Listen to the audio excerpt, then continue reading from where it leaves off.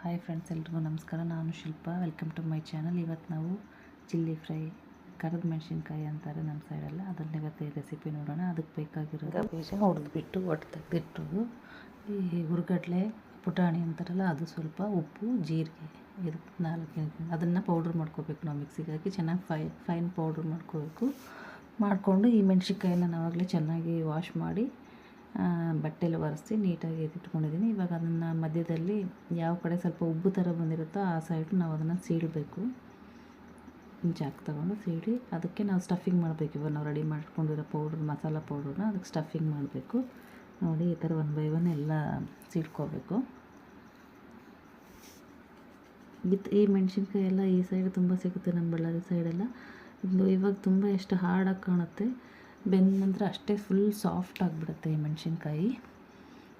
ಬೇರೆ ಕಡೆ ಸಿಗುತ್ತೆ ಅನಿಸುತ್ತೆ, ಸ್ವಲ್ಪ ಹುಡುಕಬೇಕು. ಇಲ್ಲಿ ಅಂದರೆ ತುಂಬ ಚೆನ್ನಾಗಿ ಈಸಿಯಾಗಿ ಸಿಗುತ್ತೆ ಈ ಸೈಡೆಲ್ಲ. ಇದು ಆಂಧ್ರ ಸ್ಟೈಲ್ ಪಪ್ಪು ಮಾಡ್ತಾರಲ್ಲ ಅನ್ನದ ಜೊತೆಗೆ, ಆ ಪಪ್ಪು ಮತ್ತು ಮೊಸರನ್ನ, ಚಿತ್ರಾನ್ನ, ಸ್ನ್ಯಾಕ್ಸ್, ಸಮೋಸ, ಬೇಲ್ಪುರಿ ಅದ್ರ ಜೊತೆಗೆಲ್ಲ ನಂಚ್ಕೊಳ್ಳೋದಕ್ಕೆ ತುಂಬ ಚೆನ್ನಾಗಿರುತ್ತೆ. ಮಸ್ಟ್ ನೀವೆಲ್ಲ ಒಂದ್ಸರಿ ಟ್ರೈ ಮಾಡಲೇಬೇಕು. ಆಲ್ಮೋಸ್ಟ್ ಎಲ್ಲ ಕಡೆ ಸಿಗುತ್ತೆ ಅನಿಸುತ್ತೆ, ಸ್ವಲ್ಪ ಹುಡುಕ್ಬೇಕು ಅನಿಸುತ್ತೆ. ಈ ಕಡೆ ಅಂದರೆ ಈಸಿಯಾಗಿ ಸಿಗುತ್ತೆ. ಇವಾಗ ನಾವು ಫ್ರೈ ಪ್ಯಾನ್, ತವ ಯಾವುದಾದ್ರೂ ಯೂಸ್ ಮಾಡ್ಬೋದು ನೀವು. ನಮ್ಮ ಕಡೆ ರೊಟ್ಟಿ ಹಂಚಿರೋದ್ರಿಂದ ನಾವು ಐರನ್ ಯೂಸ್ ಮಾಡಬೇಕು, ಒಳ್ಳೇದಂತಾರಲ್ಲ. ಆದ್ದರಿಂದ ನಾವೀಗ ರೊಟ್ಟಿ ಹಂಚನ್ನು ನಾನು ಯೂಸ್ ಮಾಡ್ತಾಯಿದ್ದೀನಿ ಇದನ್ನು ಫ್ರೈ ಮಾಡೋದಕ್ಕೆ. ಎಣ್ಣೆ ಹಾಕಬೇಕು. ಎಣ್ಣೆನ ಸುತ್ತ ಚೆನ್ನಾಗಿ ಸ್ಪ್ರೆಡ್ ಮಾಡ್ಕೋಬೇಕು. ಎಣ್ಣೆ ಕಡಿಮೆ ಹಾಕಿದ್ರೆ ನಾವು ಮೆಣಸಿನ್ಕಾಯಿ ಎಲ್ಲ ಒಂಥರ ಸೀದೋದಂಗೆ ಆಗುತ್ತೆ, ಘಾಟ ಬಂದುಬಿಡುತ್ತೆ. ಸ್ವಲ್ಪ ಆಯಿಲ್ ಚೆನ್ನಾಗಿ ಹಾಕಬೇಕು. ಹಾಕಿ ಸ್ವಲ್ಪ ಹಂಚು ಬಿಸಿ ಆದಮೇಲೆ ಹಾಕಿದ್ದೀನಿ ನಾನು ಇವಾಗ. ಇದು ಜಾಸ್ತಿ ನಾವು ಕೈ ಆಡಿಸ್ತಾ ಇದ್ದರೆ ಅದು ಸ್ಟಫಿಂಗ್ ಮಸಾಲೆ ಎಲ್ಲ ಆಚೆಗೆ ಬಂದುಬಿಡುತ್ತೆ. ಜಾಸ್ತಿ ನಾವು ಕೈ ಆಡ್ಸೋಕೆ ಹೋಗ್ಬಾರ್ದು. 1 by 1 ಮೆತ್ತಗೆ ಟರ್ನ್ ಮಾಡ್ಕೊಂಡು ಬೇಯಿಸ್ಕೋಬೇಕು. ಒಂದು ಕಡೆ ಫ್ರೈ ಆದ ತಕ್ಷಣ ಇನ್ನೊಂದು ಕಡೆ ಸ್ಲೋ ಆಗಿ ಟರ್ನ್ ಮಾಡ್ಕೋಬೇಕು. ಟರ್ನ್ ಮಾಡ್ಕೊಂಡು ಬೇಯಿಸ್ಕೋಬೇಕು. ಅದೆಷ್ಟು ಹಾರ್ಡಾಗಿ ಕಾಣಿಸುತ್ತೋ ಅದು ಮೇಲೆ ಸಿಪ್ಪೆ ಎಲ್ಲ ಮೆಣಸಿನ್ಕಾಯಿಂದು, ಅದು ಬೆಂದ ಮೇಲೆ ಫುಲ್ ಸಾಫ್ಟ್ ಆಗುತ್ತೆ. ಅದೇ ಈ ಮೆಣಸಿನ್ಕಾಯಿ ಸ್ಪೆಷಾಲಿಟಿ. ಅಂದರೆ ಈ ಥರ ಮೆಣಸಿನ್ಕಾಯಿ ನಾವು ಸ್ವಲ್ಪ ಹುಡುಕಿ ತೊಗೋಬೇಕಾಗುತ್ತೆ. ಈ ಸೈಡೆಲ್ಲ ಏನು ಈಸಿಯಾಗಿ ಸಿಕ್ಕುತ್ತೆ. ಸ್ವಲ್ಪ ಬೆಂಗಳೂರು ಸೈಡ್ ಆ ಸೈಡು ಸ್ವಲ್ಪ ಹುಡುಕ್ಬೇಕಾಗುತ್ತೆ ಅನಿಸುತ್ತೆ. ನೋಡಿ, ಆಲ್ಮೋಸ್ಟು ಫ್ರೈ ಆಗೋಯ್ತು. ಬೇಗ ಫ್ರೈ ಆಗುತ್ತೆ. ನೋಡೋಕ್ಕೆ ತೊಗಟೆ ಎಲ್ಲ ತುಂಬ ದಪ್ಪ ಕಂಡ್ರೂ ಬೇಗ ಸಾಫ್ಟ್ ಆಗಿಬಿಡುತ್ತೆ. ಅದು ಜಾಸ್ತಿ ಖಾರ ಇರಲ್ಲ, ಹಂಗಂತ ತೀರಾ ಖಾರ ಇಲ್ಲ ಅಂದ್ರೂ ಕಹಿ ಆಗಿಬಿಡುತ್ತೆ. ಸ್ವಲ್ಪ ಮೀಡಿಯಮ್ಮಾಗಿ ಖಾರ ಇರಬೇಕು.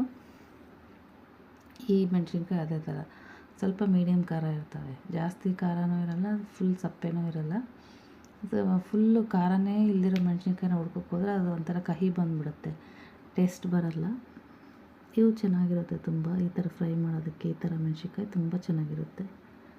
ನೋಡಿ, ನಾವು ಫ್ರೈ ಮಾಡ್ತಾ ಮಿಡ್ಲಲ್ಲಿರೋದನ್ನು ಸ್ವಲ್ಪ ಸೈಡಿಗೆ ಅಂದ್ಕೋಬೇಕು. ಈ ಸೈಡದನ್ನು ಮಿಡ್ಲಿಗೆ ಸೇರಿಸ್ಬೇಕು.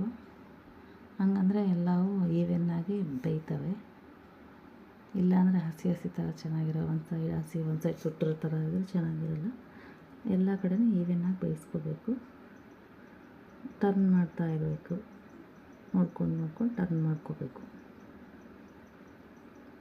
ಇದು ಮಸಾಲೆ ಸ್ಟಫಿಂಗು ಸ್ವಲ್ಪ ಲೈಟಾಗಿ ಖಾರ ತುಂಬ ಚೆನ್ನಾಗಿರುತ್ತೆ ಫ್ರೆಂಡ್ಸ್. ಎಲ್ಲರೂ ಒಂದ್ಸರಿ ಟ್ರೈ ಮಾಡಿ. ಹಾಗೆ ಎಲ್ಲರೂ ನನ್ನ ಚಾನಲ್ಗೆ ಸಬ್ಸ್ಕ್ರೈಬ್ ಮಾಡಿ, ಲೈಕ್ ಮಾಡಿ, ಶೇರ್ ಮಾಡಿ, ಸಪೋರ್ಟ್ ಮಾಡಿ. ನನಗೆ ಗೊತ್ತು, ನಾನು ಅಷ್ಟೊಂದು ಕ್ವಾಲಿಟಿಯಾಗಿ ಕೊಡ್ತಾಯಿಲ್ಲ ಇನ್ನೂ ವೀಡಿಯೋಸ್ ಅಂತ. ನಾನು ಇವಾಗ ಜಸ್ಟ್ ಕಲಿತಾ ಇದ್ದೀನಿ. ಎಲ್ಲರೂ ನನಗೆ ಸಪೋರ್ಟ್ ಮಾಡಿ ಫ್ರೆಂಡ್ಸ್. ನೋಡಿ, ಇವಾಗ ಒಂದು ಕಡೆ ಹಸಿರೋದನ್ನು ಸ್ವಲ್ಪ ಟರ್ನ್ ಮಾಡ್ಕೊಂಡು ಬೇಯಿಸ್ಕೋಬೇಕು, ಯಾವ ಕಡೆ ಇದೆ ಅಂತ ನೋಡಿಕೊಂಡು. ನೋಡಿ, ಚೆನ್ನಾಗಿ ಬೆಂದಿದೆ.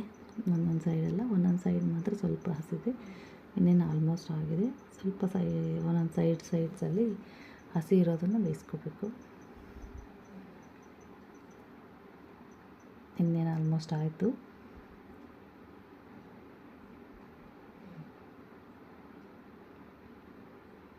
ನೋಡಿ, ಇನ್ನೇನು ಇವಾಗ ನಾವು ತೆಕ್ಕೊಂಬಿಡೋಣ ಪ್ಲೇಟಿಗೆ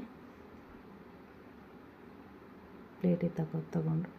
ನೋಡಿ ಫ್ರೆಂಡ್, ರೆಡಿಯಾಗಿದೆ ನಮ್ಮ ಚಿಲ್ಲಿ ಫ್ರೈ.